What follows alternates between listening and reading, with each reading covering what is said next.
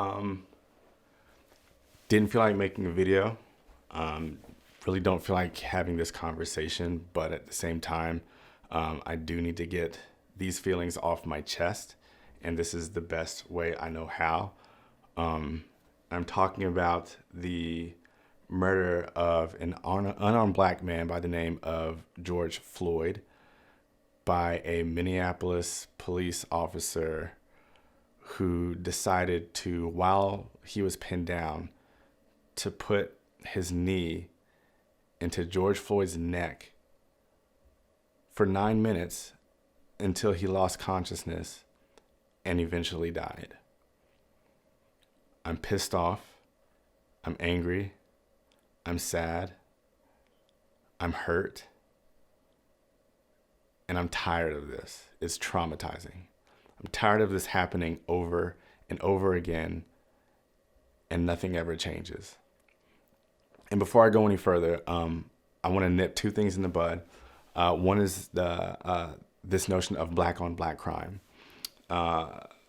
There's no such thing as black on black crime. The thing is that people tend to commit crimes in their community, meaning black people commit crimes in their community, white people commit crimes in their community, same for Latinos, same for Asians. If a white guy kills in his community, more than likely it was a white guy.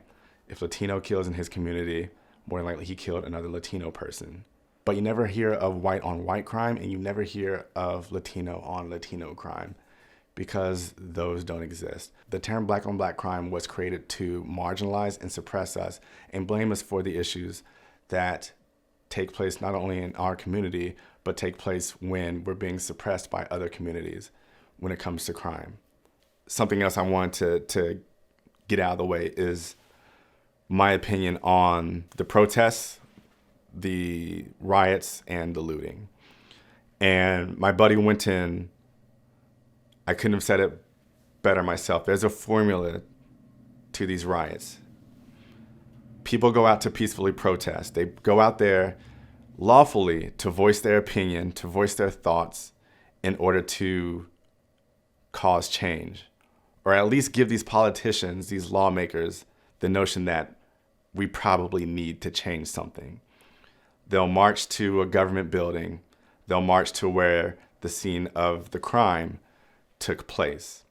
And what happens along these marches is that the police force is sent out in full gear with assault rifles to disperse these people.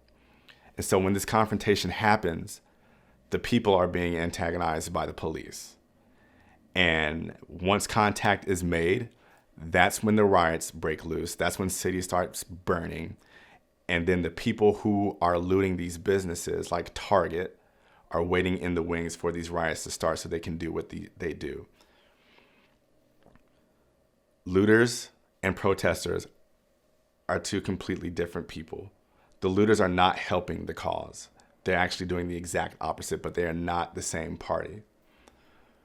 As far as the riots goes, the burning of these cities, the amount of anger that these people are faced with when things like this happen, I can't say I'd be one of the people out there rioting or looting, but I can say I don't oppose it.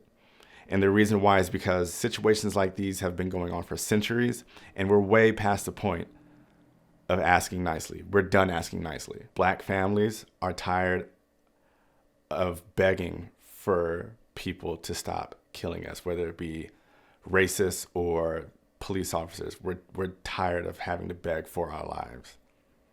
So we're not going to ask nicely anymore. In terms of how I feel, I'm not optimistic about this situation, because here's the cycle. An unarmed black man gets murdered by an officer. That officer gets placed on administrative leave, paid leave. Days later, or maybe even weeks later, the officer finally gets arrested. He goes to trial. He gets acquitted. And then the city burns down to the ground again. So as far as how I feel about law enforcement, you guys can probably guess. I'm not going to get into that. But it hurts to see this cycle happen over and over again with no change. Especially with our current leader. He just we're just all tired. So I think that's all I wanted to say. Not feeling the best right now, but I'm trying to take care of my mental health through all this. What sucks the most is that once all this is over, things are going to go back to normal, and it won't be a second thought until another innocent person loses their life. Then we're going to go through this all over again, and nothing will change. And that hurts. I'm tired of living with the possibility that this could be my reality or one of my best friends' reality one day. That when we're confronted by law enforcement, things could go left right away. I'm scared to go outside most of the time when these things happen, especially where I live in Orange County, California. You can guess the demographic. I'm scared that one day when I bring kids into this world, that they're going to be faced with this. I'm just not comfortable. And I'm angry. And I don't know what to do about it because the things I can do, I feel like will just fall on deaf ears and nothing will change. That's just where my feelings are right now.